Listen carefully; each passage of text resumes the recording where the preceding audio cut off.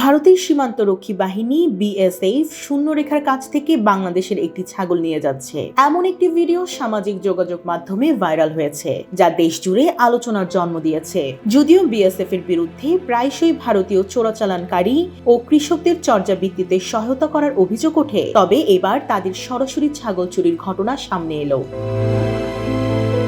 সীমান্তের শূন্যরেখার কাছে দাঁড়িয়ে থাকা কয়েকজন স্থানীয় যুবকের ক্যামেরায় এই দৃশ্যটি ধারণ করা হয়। ক্যামেরার ঝাপসা ফুটেজে দেখা যায় হেলমেট পরিহিত দুই বিএসএফ সদস্য লাঠি হাতে একটি কালো ছাগলকে ধাওয়া করছেন। ছাগলটি পালানোর চেষ্টা করলেও জওয়ানরা লাঠি ব্যবহার করে তাকে নিয়ন্ত্রণে আনেন এবং পরে সেটিকে ভারতীয় অংশে নিয়ে যায়। ভিডিও ধারণকারীকে বলতে শোনা যায়, আমাদের ছাগলটা এভাবে নিয়ে যাচ্ছে।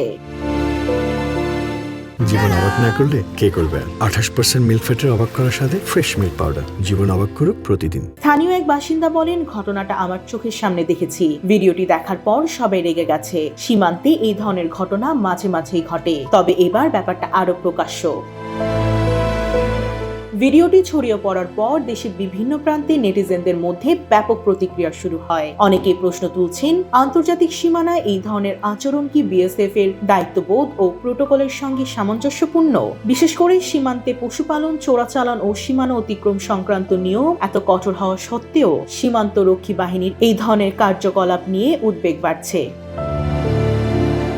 এছাড়াও অনেকে অভিযোগ করেছেন, সীমান্তে বাংলাদেশি নাগরিকদের বিরুদ্ধে প্রাণঘাতী বল প্রয়োগ এবং সুযোগের শূন্যরেখায় লুটারাজ্যের মাধ্যমে বিএসএফ এককভাবে ক্ষমতার অপব্যবহার করছে। ভাইরাল এই ভিডিওটি ভারত বাংলাদেশ সীমান্তে আইন প্রয়োগ, তদারকি এবং নিয়ম শৃঙ্খলা রক্ষার বিষয়টিকে নতুন করে আলোচনায় এনেছে।